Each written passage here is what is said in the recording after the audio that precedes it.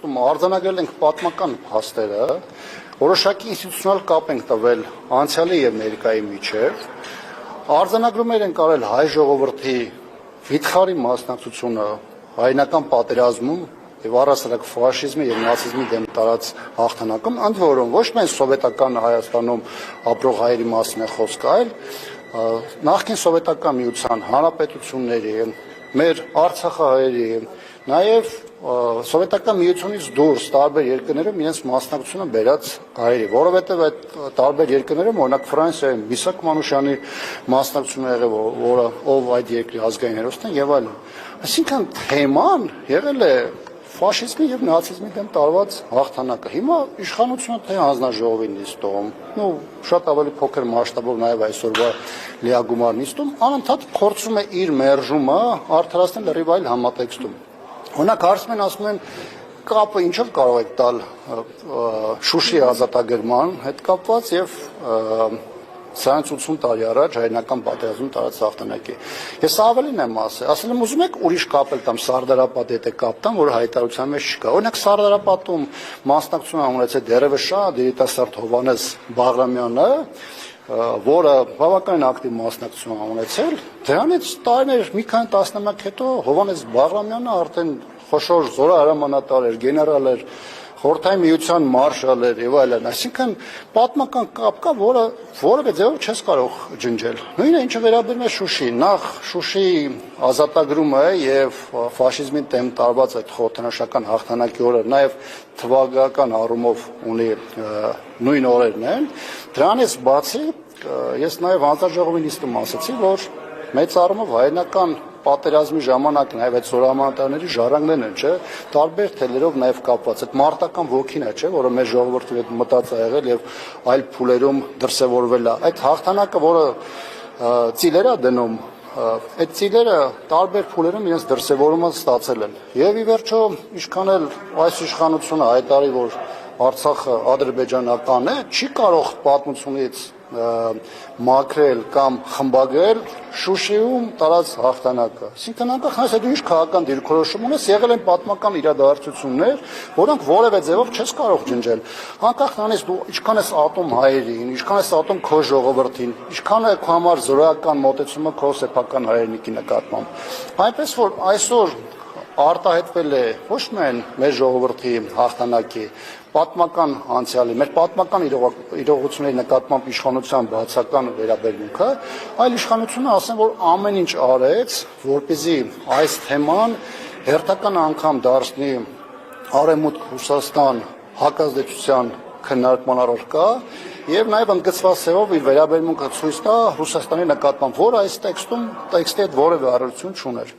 Պարոն Աբրահամյան, անդրադառնանք նաև Հայկ Սարգսյանի ներկայացրած նախագծին, ինչ վտանգներ եք դուք տեսնում այս նախագծի հետ կապված։ Երեք Հայկ Սարգսյանը ասում էր, սա նաև կնպաստի, որպեսզի արտագաղթ չլինի, այլ ընդհակառակը ներգաղթ լինի այն մարդիկ, որոնք խուսափել են եւ գտնվում են հետախուզման մեջ, վերադառնան հայրենիք։ Արդյոք սա կնպաստի դրան, թե այդ խնդիրներ կառաջացնի։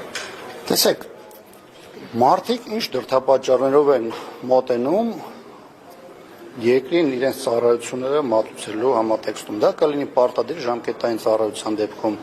պայմանագրային ծառայության, առհասարակ զինվորական մասնակցություն ընտրելու պարագայում։ Եթե կա մեկը, որ կարող է պնդել, որ դրա հիմքում բացառապես փողն է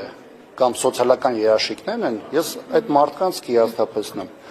90-ականներին, երբ որ նոր ձևավորում էր հայկական զինուժը երրորդ հանրապետության, մարդիկ սկզբնական շրջանում առանց գումարի էին ծառայում, տարիներ շարունակ էին ծառայում, կամ երկար տարիներ բավականին նվազ գումարով էին ծառայում, որտեղ այդ մարդկանց գլխում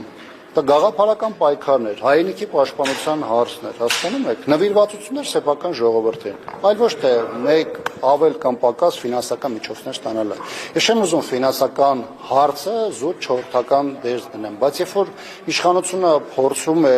ծառայությունը կամ հայրենիքի նկատմամբ ծառայությունը, առաքելությունը վերածել աշխատանքի, հասկանում եք, դա ավելի կարճ ճանապարհ քան բանակի ֆունդամենտի փլուզումն է, դա պարզապես այս իրավիճակում չի կարող լինել։ Սա մեկ։ Երկրորդը, տեսեք, հասարակության շրջանում առանց այն էլ այս իշխանության հրահրմամբ կա բավականին բևեռացում, տարատեսակ բաժանումներ, որոնք սկսել են սևերով եւ սպիտակներով, հիմա իշխանությունը փորձում է ընդգծել նաեւ հասարակության մեջ ունևորների, չունևորների այդ հանգամանքը եւ ստացվում է, որ ունի հնարավորություն նա կարող է ֆինանսական ներարկման միջոցով պարզապես ազատվել ծառայությունից, ով որ ունի ցանկություն, բայց չունի համապատասխան ֆինանսական միջոցներ, ապա դա դրա հնարավորություն չունենալու։ Առհասարակ երկրի պաշտպանության ներգրավվածության հիմքում ֆինանսները դրանք 4-ական, 5-րդական դիրքում են հասկանում եք։ Այսինքն խնդրական ցանկաներ ունի իր մեջ ինչ որ մարդկանց իսպես չգիտեմ սիրաշահելու նպատակի մեջ նախագիծը։ Նախընտրական սրա բնույթը մեկ այլ հարթության հարց է, որը այս իշխանության համար ունի կենտրոնական դեր։ Ես ուզում եմ հիշեցնել, որ դեռևս 2021 թվականի մայիսին, դեռևս 21 թվականի արտահայտ ընտրությունների համատեքստում իշխանությունը սկսեց շրջանառել պարտադիր ժամկետային ծառայության կրճատման թեման, որը նախընտրական փուլում բավական ակտիվորեն օգտագործում էր։ Նախորդ տարի 24 թվականի հոկտեմբերին Պաշտպանության նախարարությունը ընդունել է զինված ուժերի կերպափոխման հայեցակարգը, որում նշված է, որ մինչև 27 թվականը պարտադիր ժամկետային ծառայության ժամկետները կրճատվելու են, որը ևս ձեր հարցադրման համատեքստում է։ Հիմա այս փուլում էլ իշխանությունը գնում է այս ճանապարհով։ Այսինքն ամեն ինչ հաշվարկված է, որովհետև այն հիմնավորումները, որոնք նրանք ներկայացնում են այս նախագծի համատեքստում, որևէ առնչություն չունեն այն մեր ռեալ իրողությունների եւ հետագայում մեզ սպասվելիքի հետ, եւ նաեւ այս տեսանկյունից ուզում եմ նաեւ անպայման նշել, որ նախագծին ուղեկցող նաեւ փաստաթղթերը, որոնք նաեւ հրապարակված են, դուք էլ կարող եք ծանոթանալ, դրանք ներկայացված այդ համեմատությունները, ներկայացված այդ վերլուծությունը խոսում է դեռ հակառակի մասին։ Համալրման հետ կապված հարցը, հասկանում եք, կան այլ հարցեր, նույնիսկ գործող օրենսդրության մեջ, որտեղ կարելի է համալրման խնդիրը լուծել։ Ես ինքս 2 տարուց ավել պայքարում եմ ատեստացիայի համակարգի փոփոխությանը, որտեղ 1-2 գործողությամբ կարելի է էականորեն բարելավել ոչ միայն համակարգը, այլ նաև բերել համալրման գործընթացի աճին։ Կարելի է բերել այն հանգամանքին, որպես հնարավորինս քիչ թվով մարդիկ տարբեր պատճառով դուրս գան զինված ուժերից եւ այլն։ Այսինքն իշխանությունը իր հայտարարած կոռուպցիոն դրսևորումները, օրենսդրությունում եղած սողանցքները նվազեցնելու, դրանց ռիսկերը նվազեցնելու կամ վերացնելու փոխարեն գնացել է դրանց օրինականացման ճանապարհով։ Այսինքն սա նաև ներողություն, սա նաև խոստովանություն է առայն, որ այս 7 տարի ընթացքում այս իշխանության ժամանակահատվածում ոչ միայն աճել են այդ դրսևորումները, այլ այս իշխանությունը որևէ լուրջ քայլ չի արել դրանք նվազագույն մակարդակին հասնելու համար։ Հիմա չկարողանալով այս ամեն ինչի դեմը առնել, չկարողանալով համակարգը փրկել, իշխանությունը գնում է շատ ավելի վատ ճանապարհով, որը շատ ավելի արագացնելու է այն արատավոր վարքերը, որոնք այսօր առկա են եւ դրսևորվում են։ Տեղավորվում Ալիևի Հայաստանին այսպես ապառազմականացման է, որտեղ նաեւ ասում են, բացի զենք ունելու, նաեւ սա սիասական բանալի ինչ պետք է քննում, կազմաքանդման մի դետալ է եւ կարծես թե դրան է ձգտում իշխանությունը։ Անկախ այն հանգամանքից, թե ինչ է իր գլխում պահում իշխանությունը, այս process-ը ըստ էության բերելու է նաև զինված ուժերի կրճատմանը, որտեղ տեսեք ֆիզիկական առումով, եթե նույնիսկ լինի աճ, համարենք, որ 1 ամսով ծառայողների թիվը պայմանական 200 է, բայց հասկանում եք, 1 ամսվա ծառայությունը այդ 1 մարդու հաշվով ոչ իրեն է զինվորական մասնագիտություն տալու, ոչ կարողանալու զինված ուժերի ընդհանուր փիլիսոփայության մեջ որոշակի քո դերակատարում ունենաս, երկրորդը զուտ ֆիզիկական աճը 1 ամսով ծառայողների դեպքում, պատկերացրեք 24 մարդու դեպքում դառնում է 24 նոր 1 լիարժեք ծառայություն։ Այլ այն դեպքում, երբ որ դու 1 զինվորի վրա 24 ամսվա ներդրում ես անում մասնագիտական առումով եւ 2 տարվա այդ համատեքստում ունենում ես պատրաստված, մասնագիտացված, նաեւ որոշակի փորձառություններ ունեցող զինծառայող։ Երբ որ նրանք ասում են, գիտեք, մենք պայեստազորն ենք մեծացնում, այդ մարդիկ նաեւ պայեստազորում կընդգրկվեն 1 ամիս ծառայած մարդը, որը պայեստազորում է,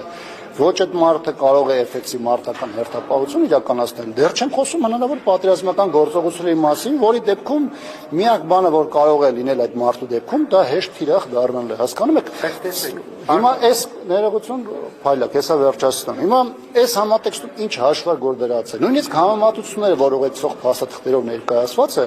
տեսեք, օրինակներ վերածած Թուրքիայի, Վրաստանի եւ Ադրբեջանի օրինակը, որ տեսեք այնտեղ ժամկետային ծառայության ժամկետը քիչ է։ Այսինքն 80 միլիոնանոց Թուրքիան բերել է եւ համեմատության մեջ է դրվում 2.5 միլիոնոց Հայաստանի։ Դեռ չեմ ասում քաղաքական նշանակությունը, յուրաքանչյուր երկիր ունի իր սպառնալիքները եւ ունի այն հիմնական սպեկտրը ճակատը, որում մտնում է, գործում է եւ պայքարում է։ Բերել դա պրոյեկտել Հայաստանի վրա, ասել գիտեք, հարևան երկրում, օրինակ Թուրքիայում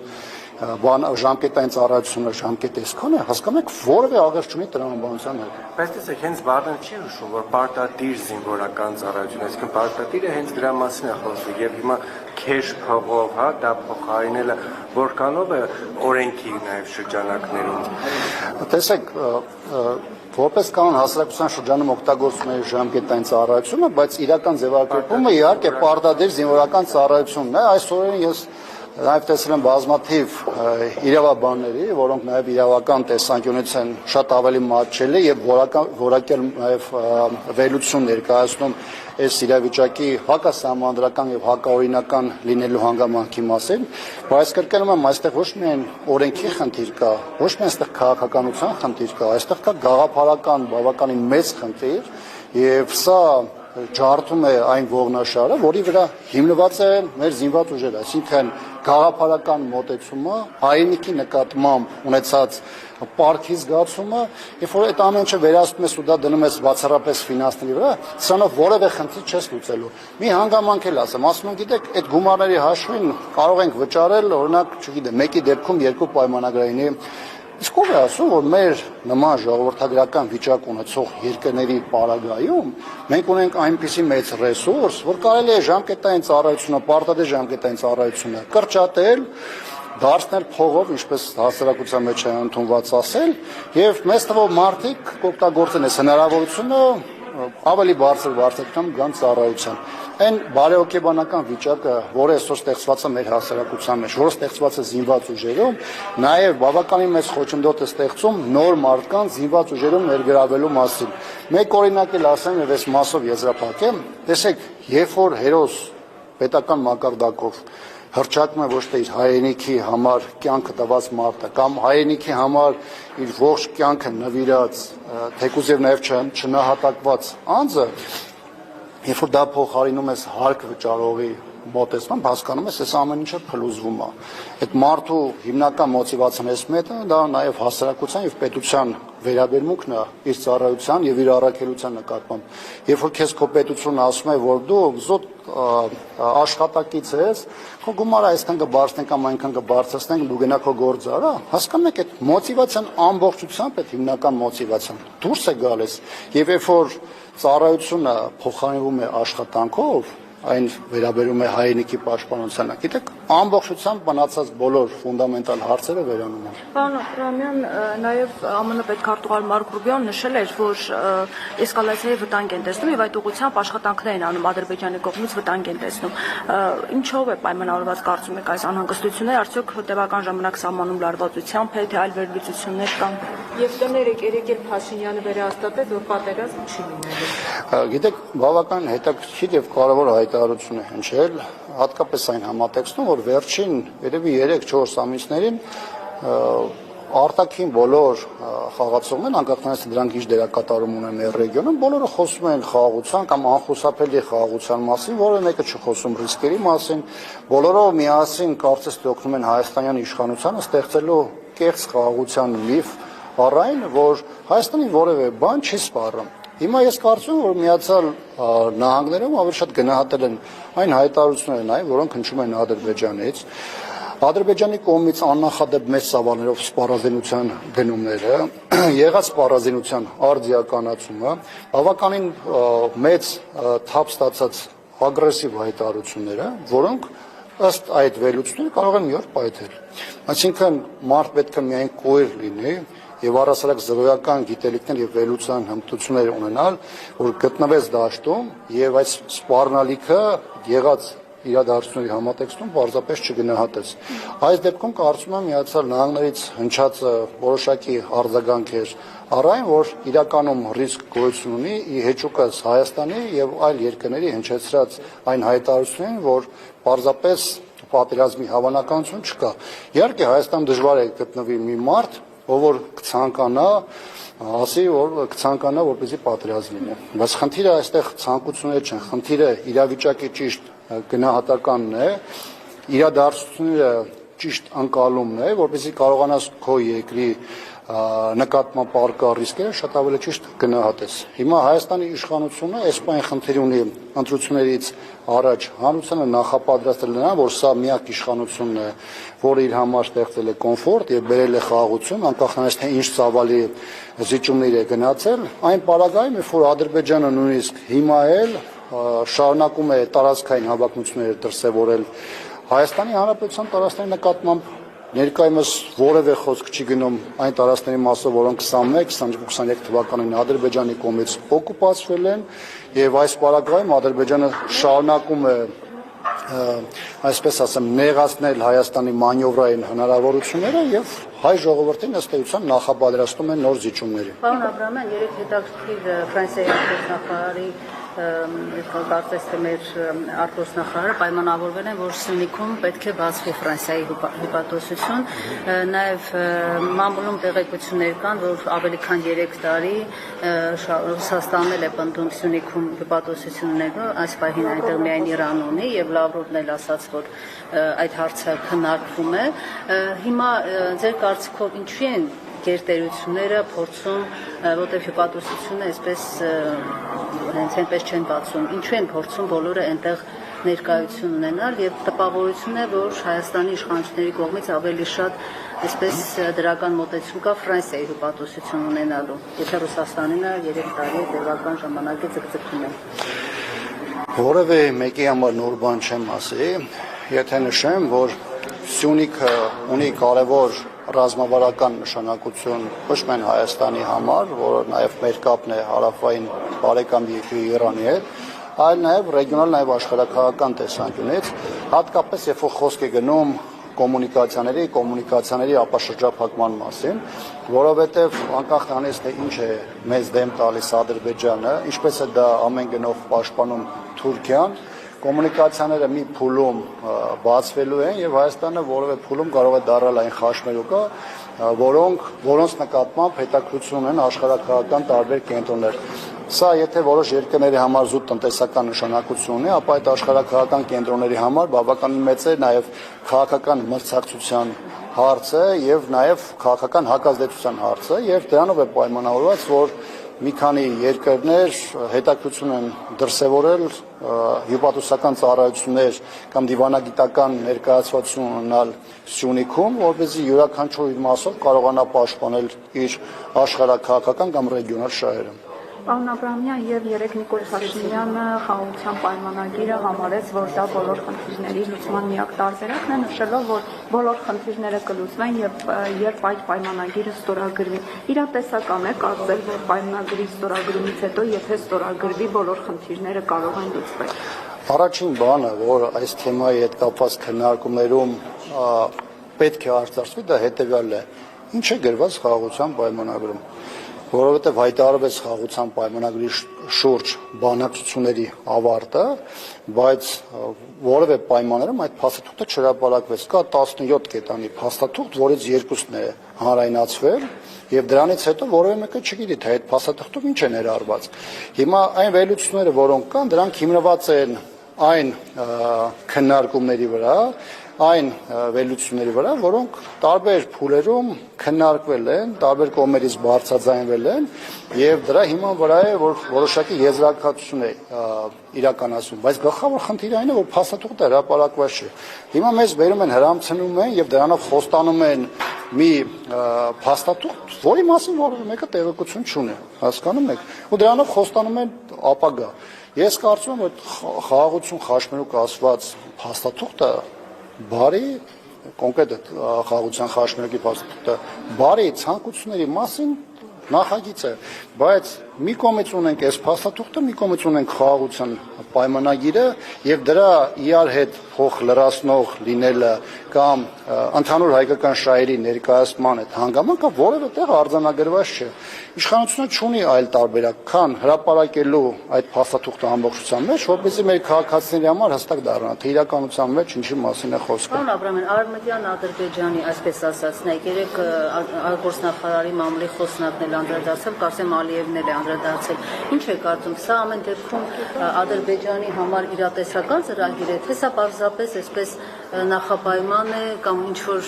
միջոց է խաղաղության պայմանագիրը չստորագրելու, ինչ որ պատրվակ ձգձգելու։ Թե ամեն դեպքում իրենք իրատեսական են համարում այս ծրագիրը։ Ես կարծում եմ, որ Ադրբեջանը այս իրավիճակում մի քանի խնդիր է միանգամից լուծում։ Սա մի կողմից հնարավորություն է ձգձգելու բանակցային գործընթացը, որովհետև Ադրբեջանում դեռ չկա վերջնական պատասխանն այն բան է, թե արդյոք դեռևս հնարավոր է ավել բան քամել Հայաստանից կամ ստանալ Հայաստանից։ Երկրորդ խնդիրը դա հստակ տարածքային նկրտումներն են Հայաստանի Հանրապետության նկատմամբ, որը անհրաժեշտ գեոպոլիտիկ իրադրության դեպքում Ադրբեջանի համար կարող է կանաչ լույս վառել, կլինի դեռ ռազմական ճանապարհով, թե կլինի Հայաստանի նկատմամբ պահանջների ձևով, դա այս պահին դեռևս հստակ չէ, դա բազմաթիվ այլ իրողություններից է կախված, բայց այն ինստիտուցիոնալ գործընթացը, որը Ադրբեջանը սկսել է այսպես կոչված Արևմտյան Ադրբեջանի ներքո, դա Հայաստանի Հանրապետության համար մշտապես կախված սպառնալիք է լինելու։ Անկախ նրանից դրանք մի փուլում կպասիվացնեն, ինչ որ փուլում կակտիվացնեն, Ադրբեջանը բավականին մեծ ֆինանսական, քաղաքական եւ քարոզչական ներդրում է անում այդ այսպես կոչված պրոյեկտում եւ ես համոզված եմ, որ այս թեման ունի զուտ կարճաժամկետ նշանակություն եւ սա առաջիկայում նաեւ խաղարկվելու է Հայաստանի գլխի նոր սպառնալիքներ բերելու, Հայաստանի նկատմամբ շանտաժի այդ էլեմենտը ուժեղացնելու եւ առհասարակ Հայաստանի Հանրապետության կենսական շահերը տրորելու համար։